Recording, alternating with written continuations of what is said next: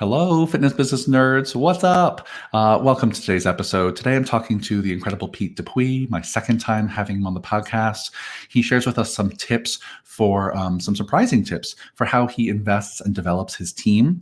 We also talk a little bit about how he stays focused and disciplined every day to focus on the most important tasks at hand, which is harder and harder to do than ever. and he also shares with us 3 networks he thinks every fitness professional needs access to. Which is based on an article he wrote a little while back. So it's a great conversation. If that sounds fun for you, stick around and keep listening.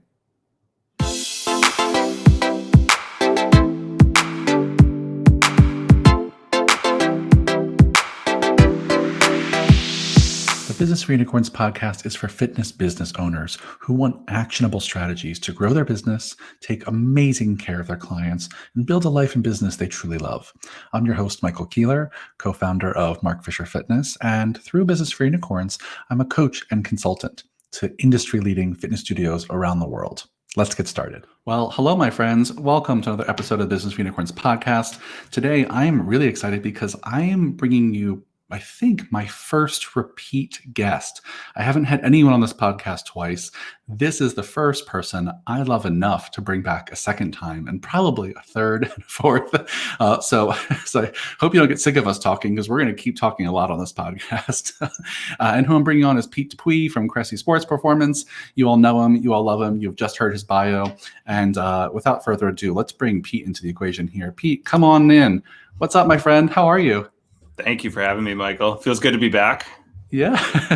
Well, and this new improved video version, we get to see our faces now, which was not the case when you recorded, 2 years ago, I think?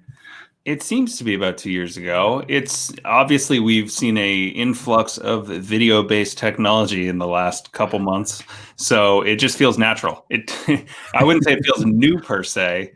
It feels like kind of a necessary evil these days. That's it. It's new to me. I mean, luckily I'm not camera shy, but I'm just, trying to embrace it and, keep up with all the kids these days. I do that all day when I'm both at work and at home, just a variety of ages. Yes, seriously, so. You're literally keeping up with the kids all day. Exactly. But anyway, thank you for having me. It's good to be back. Of course, it's good to see you, and I'm so grateful for every moment I get to spend with you because I always learn some shit, and today's not going to be any exception. And I've been saying I've been feeling compelled to start these conversations talking about COVID, just because our industry and our lives have been so impacted this last year, especially being in fitness. And I want to start there. So my question is just over the last almost year now, 10 months, what have you been learning about yourself and about your business as a result of going through being on this COVID roller coaster? That's a good question. I think I'll first say that I said to my wife last night that I had a conversation with you coming up today, and that one thing that I really miss that I had pre-COVID was the occasional train ride down to New York to chat with you and Mark, and just brainstorm, get creative. Where's the industry headed? And I miss that, but I have replaced that during this time with more Zoom calls and more leadership, really. And by that, I mean more studying the art of leadership. Because I think that nothing exposes your shortcomings and your blind spots quite like having your business pulled out from under you, having to reevaluate how you're going to make payroll, make rent, keep things functional and operational, and do right by people, quite like just a full-scale, unexpected pandemic. So I've identified a lot of shortcomings in my game. But I've also found that I have some undiscovered strengths. I think I'm better at managing people than I thought, and I'm better at helping them to extract their kind of goals and their vision for themselves professionally. Because if there's one thing that was missing in my career, definitely before starting this business, and I wasn't delivering it to my employees all that much pre-pandemic, it was this understanding and mindset that rarely does somebody who works for you think of the job as the place they're going to retire from. I mean, I'm not even sure if I will retire from this operation that I co-founded. And oftentimes I think that managers make the mistake of allowing their employees to feel like that's the expectation they have of them. You're here till the end of time, or we part ways acrimoniously. It's this weird, inevitable thing. And what I started doing during the pandemic in a Zoom format, and then since coming back in an in-person format, is standing weekly meetings where we don't talk about the business. We talk about the first thing that my staff member wants to do when they leave here and how I can get them there. And the amount of, or I guess I should say, the increased output as far as commitment to the business and the product that I get from my team has multiplied. I don't know how many X, but it's amazing how much more engaged they are when they have this feeling that I'm far more engaged with their long-term well-being than I am with what they can do for me today in the here and now. How can we drive more revenue? They don't care about that if they feel like I don't care about them. And so that's been my biggest shift and probably the most rewarding one. To answer your question about our business, I feel guilty saying this to people, but the pandemic, I would never call it a good thing for my business, but it has exposed the fact that the performance training space is pretty insulated from something like this, if allowed to be open. So since the day we opened our doors, we've been setting records. I mean, left and right. My November foot traffic was up 43% year over year, and 2019 was our best November ever. Wow. The thing is, our typical client, our avatar, is like 13 to 25-year-old baseball player. And they're all fearless. They think that, I don't want to say they don't think COVID is a thing, but they aren't particularly threatened by it. So we spend as much time teaching these kids how to properly socially distance in a weight room as we do teaching them how to execute their programming. And hey, that's a first world problem at this point. I mean, we're busy, we're collecting cash, and we're probably not going to hit it, but we have a chance at beating our 2019 number, which was the best year we ever had, and doing so with 100 days closed. So I'm very thankful for where I'm at right now. Just very fortunate in that sense. That's huge. I mean, congratulations to you, my friends. I mean, any business that can survive this, let alone thrive as it seems you all are, is remarkable. And it says so much about your reputation and your community and the hard work you put in over the years to have people feel safe continuing to come there. Whether you're allowed to be legally open or not, the fact that you've had people want to be in your space and trust y'all to take care of them and each other just says so much about the kind of connection you have to all your clients. So, bravo to you. That's amazing.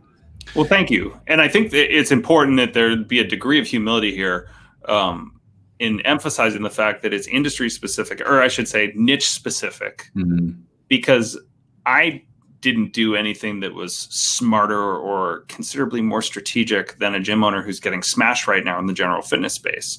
We're very fortunate to service the population that we do. But I also learned another lesson during lockdown, and that was that segment of the population has no desire of following bodyweight programming at home. They could not be less interested in being sold Zoom classes or exceedingly creative bodyweight programs. We got kicked in the teeth every day for 100 straight days. And so there are pros and cons to this.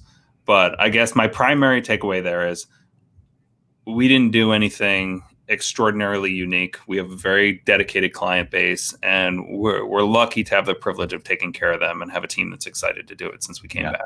Yeah, that's amazing. It just shows the difference in the niche because, we've had the opposite experience at Mark Fisher Fitness of that we've been able to sell the hell out of online experiences and classes, online classes, and it's just, we have such a different avatar. And I think that's, it just says so much about how both of us have seemed to be able to dial in what we offer and how we offer it to the people we offer it to. And I think that's a lesson I see gym owners continuing to have to learn through COVID. But I want to circle back to this thing you're talking about with your team, because I think it's just so important. I want to make sure our listeners and viewers don't glance over it, which is the idea that you spend time talking to your staff around things that are not work. And so where did this, and to your, believe what you were trying to articulate there was, you were saying that it helps them know that you give a crap about them as a person, which means they give a crap about you as a person and in turn care about investing in the gym. But until they know that you care about them as a person, that's not always a given. And in part because they're going to have other jobs and other careers. This is not their long-term baby like it is yours. And so just where did this idea come from? Why did you start dedicating time to conversations about non-work things with your staff?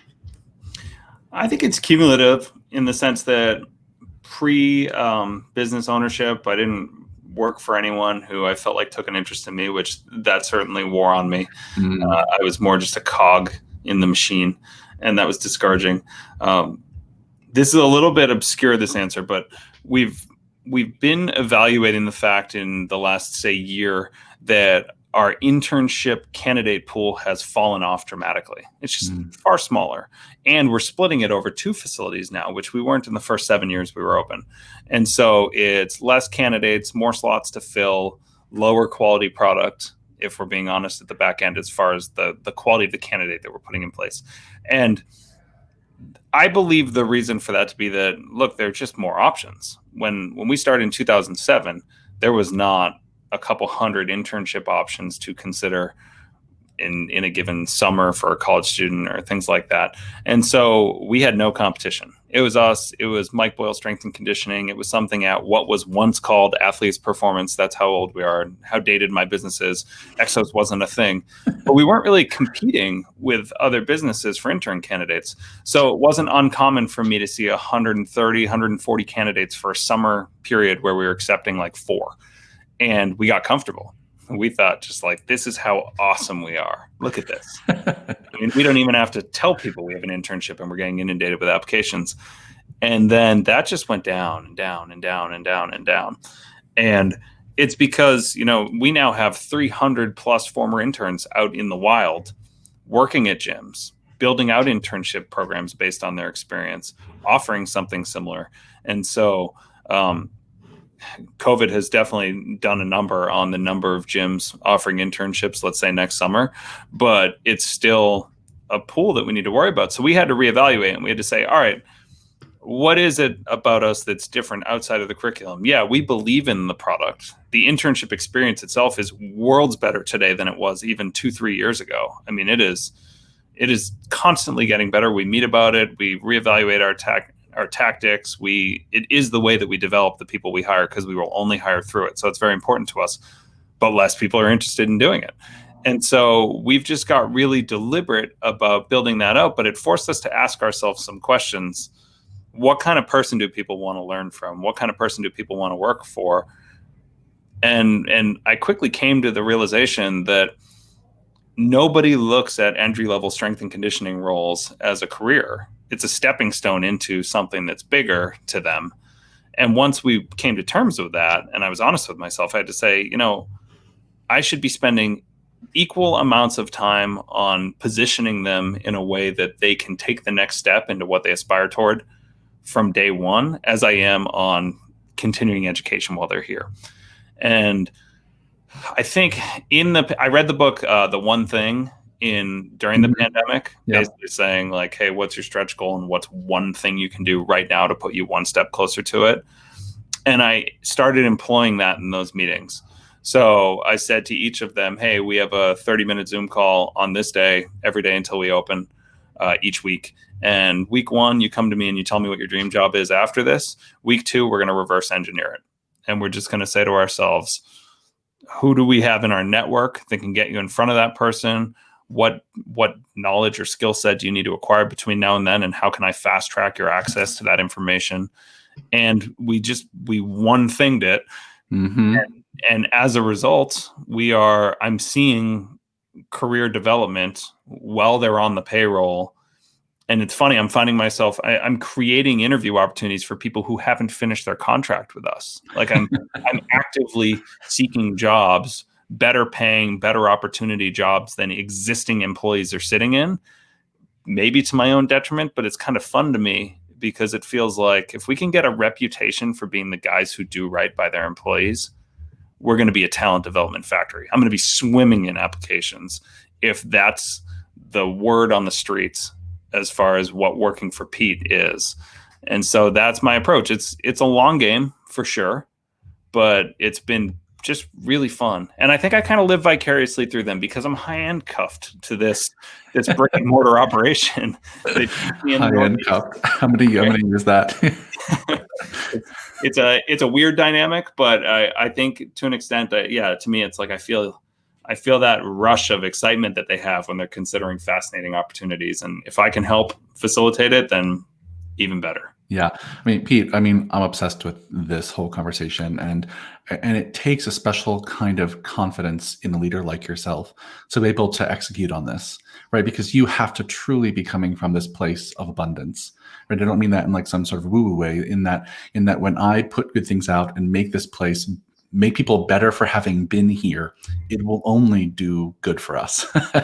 And when I can help them move on to the next job, it'll actually make them better while they're here, help them invest in this space while they're here because they'll know we care about them, and people will want to come. You know? And I think that takes such an attitude of abundance, because so many people, when they find someone good, they want to keep them forever. And I fall into this trap. Mark and I fall into this trap all the time.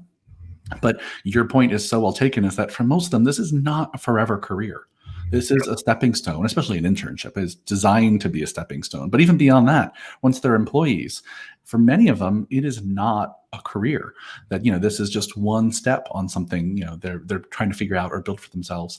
And it just takes a special kind of confidence to recognize that and invest in people in a way that says, maybe here only temporary, but I want to make sure that while you're here, we give you everything you need for whatever the next chapter is. It's so bold. And I hope our listeners are truly listening. In fact, I hope that they're writing it down. Well, I also think it takes a certain unattractive level of confidence to think that you deserve somebody's loyalty or allegiance until the end of time, despite not delivering proportionate opportunity or wage increases over time. Yep. And I see it constantly all around me. And so I mean, we've done this all the time. Yeah, I was going to say, you're speaking exactly something that we've messed up ourselves a ton. And Mark would agree with this, is that, we've totally paid people more than we should have, not more than they wanted. They always wanted more. Paid them more than they should have because we wanted to keep them around for a long time. But if gym owners are being honest with themselves, there is a real hard ceiling to how much you can pay people, which means they're not going to be long for this world, for your world. They're going to want to move on. They're going to want to make more money, just like we all do. And being honest about that. I mean, you're really kind of the first person I've heard talk honestly about that. And I hope you keep talking about it. And I'm going to keep getting you talking about it, because it's important, and it's not a sexy message, right? It's not a sexy message to say, hey, your employees are going to stay for a handful of years, maybe a little longer if you're lucky, and then they're going to want something more, just like you want more. And we all grow and evolve.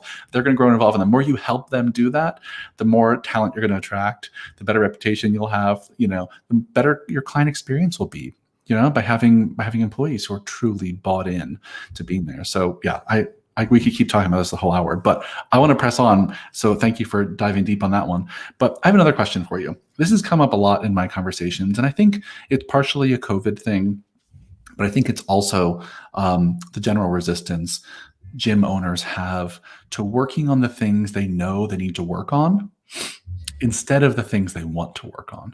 And I know in this year of COVID, it's been, a lot of people are just burnt out with decision fatigue, having to pivot their business every few weeks or few months or few days. But one of the things I'm hearing again and again on my coaching and mentorship calls is this: people are just struggling to wake up every day or have a plan to do consistently the things they know need to get done in their business. Often it's marketing or selling or managing their money, things that not everyone loves to do. And they're instead just focusing on quick fixes, small wins, easy things to check off their to-do list. They just focus on things they want to do because it feels good in the moment. And I see this kind of across the board. There's very few exceptions of people I'm talking to. And so my questions for you is, how do you overcome that? I know that you're so good at just getting shit done. And so how do you avoid doing what you want to in a given day or what's comfortable, and force yourself sometimes to do the things that really need to get done? And this goes back to your the book you just read, The One Thing, right? It's kind of in line with that conversation. So I'll stop rambling and finish my question, which is, how do you do that? Well, I don't know that I have a definitive answer to mechanically exactly how I do that.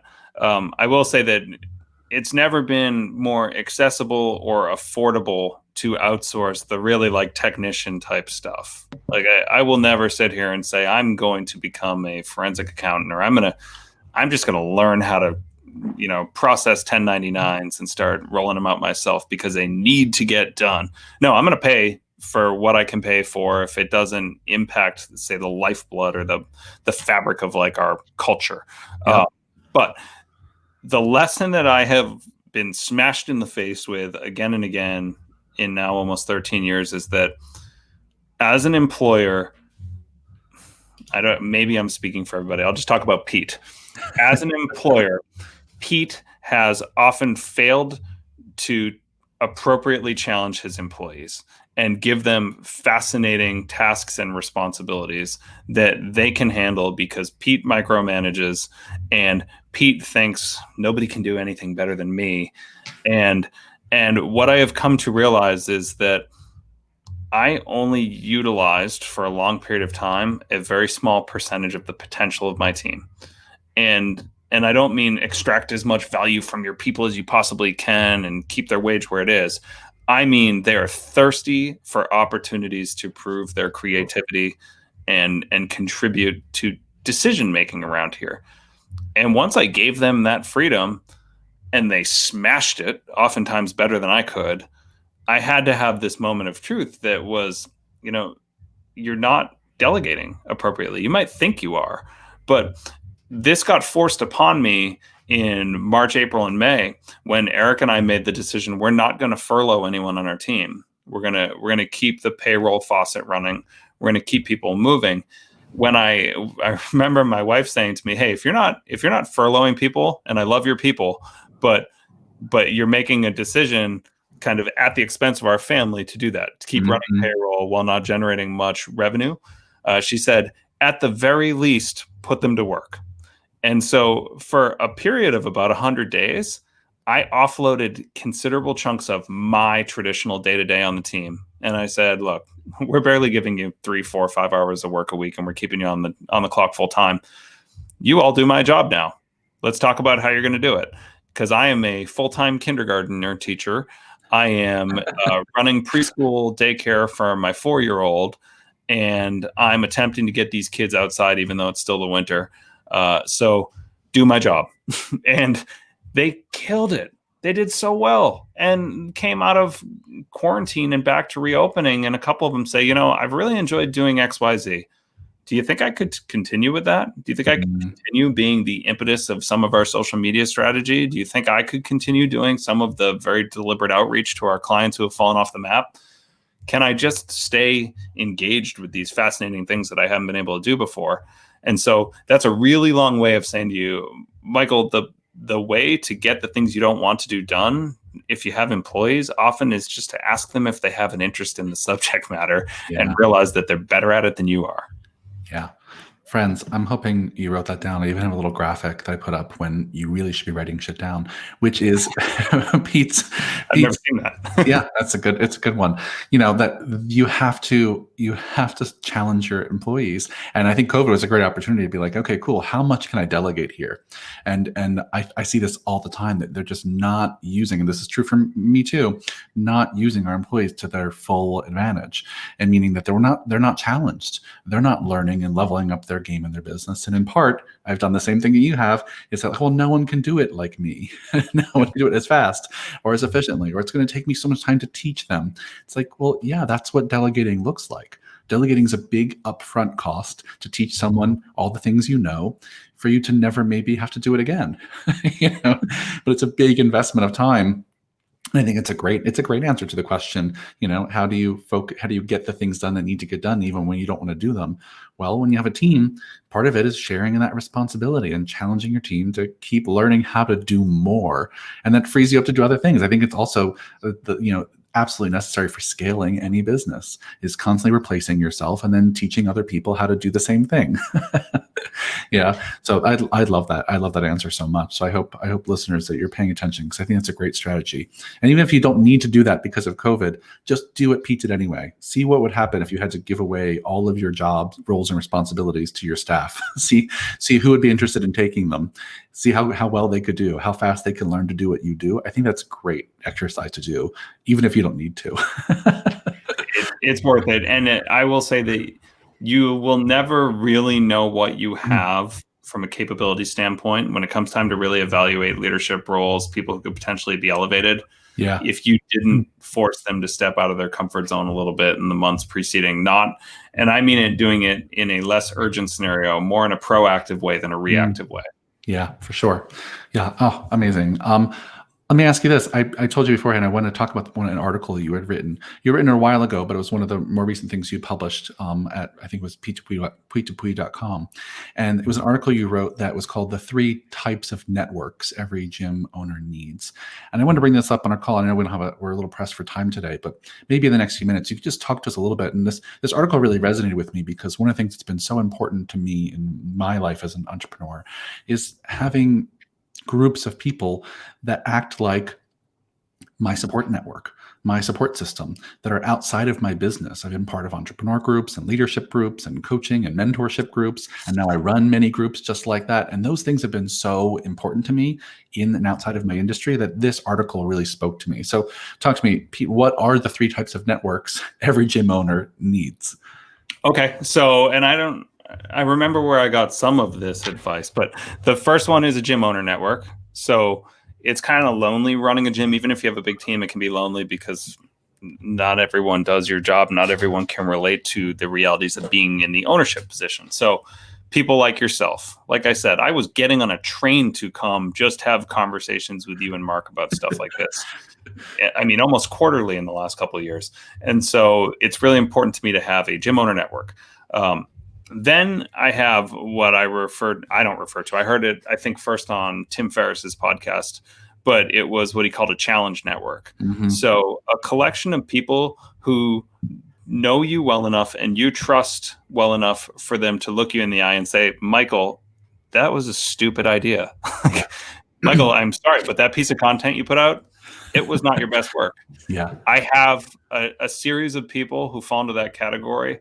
I'd say a good example in my case, our mutual friend, Frank Duffy, former employee up here, he is my challenge network. If I put something up that is not my best effort on the internet, Frank is the first one in my text thread busting balls. And I think we all need a Frank, you know? Yeah, you need honesty. You need brutal honesty, because especially the bigger your audience gets, the more you start patting yourself on the back and thinking like, look at me. You're all blessed with this wisdom that I'm spewing on you. And a lot of the time I'm spewing garbage. So I need that challenge network. And then the third network is professionals outside of your industry.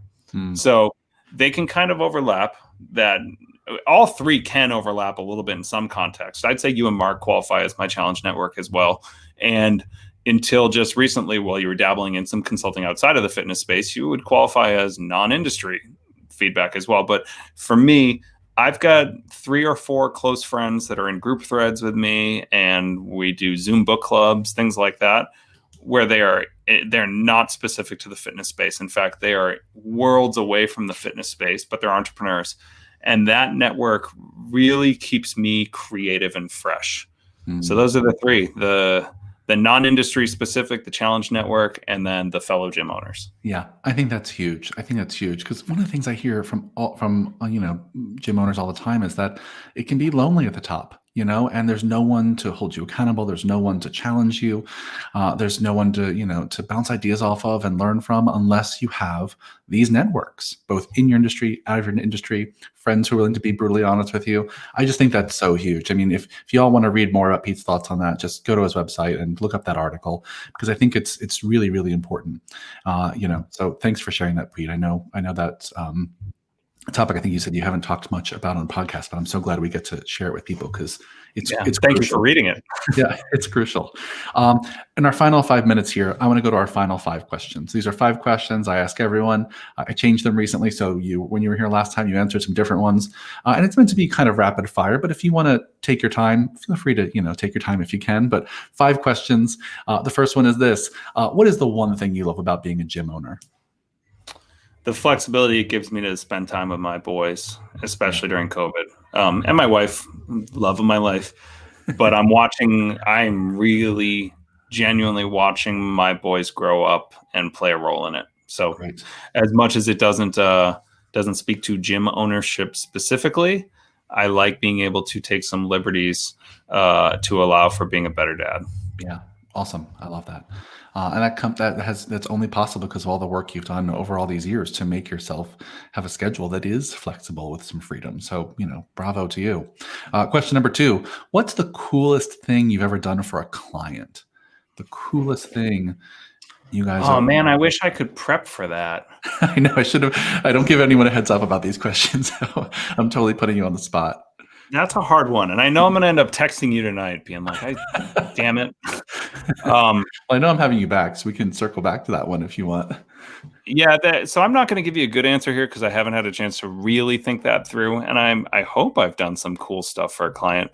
But honestly, making them a meal in my home, I Mm, I right. enjoy I enjoy the company of a handful of clients, and there's one or two who get an annual invite during their baseball players during their off season, where they come over and we sit around the table during non-COVID times, and my wife and I prep a meal for them and let them into our world, not just my office. So I know that's not a flashy and exciting answer, No, but that's it's something amazing. I'm excited about every single year. Yeah. But I've got on a flight to go to Virginia to be a groomsman in clients' weddings. So I guess I've done some cool stuff for them in the sense that I've been complicit in big moments in their life. Yeah, that's amazing, and I love the idea of inviting people into your home. It just makes it so personal. And actually, it's kind of an echo of the thing you were talking about earlier, which is having conversations about non-fitness that non-work things with your employees. I mean, it's a continuation of that idea. So I think it's an awesome answer. Cool. Question number 3: when someone on your team does this, it makes you super happy. What is the thing that when someone on your team does, it just like lights you up, makes your day? When this one's an easy one for me, I love it when we mess up logistically, which is often my fault. I designed the systems, and instead of panicking and running to my office or calling me or sending an emergency email and asking permission to over deliver, they give away that free sweatshirt. Mm, They go above and beyond, and they just say, "Look, we didn't know you were coming. I'm not going to lie to you, but we're going to make this right. Let's do this. Give me 5 minutes. I'm going to get ready. Here's here's some swag. Here's my undivided attention from this moment forward." And they adjust in the moment and they act like they own the place. I great. love that. I Yeah. have never once reprimanded an employee for going too far on that front. And you'd have to go really, really far to go too far. Yeah, that's right. Just over deliver all day. You'll never be in trouble for it. Yeah, That's exactly. amazing. Question number 4: this is a big one. I know you could probably talk for a while about this, but if you had to pick one, what is your most reliable strategy for generating leads? If there's one thing you go back to time and time again that will bring, fresh meat in the door, what is it? Well, I guess I'd say just a good social media strategy, celebrating client successes online, particularly Instagram these days, with the permission of an athlete saying, "Hey, can we pop you on the Instagram?" And they're like, "You really? You'll put me on the Instagram?" I say, "Yeah, I'll tag you." It's just a guaranteed repost and a discussion with friends. So Yeah. that's my bread and butter.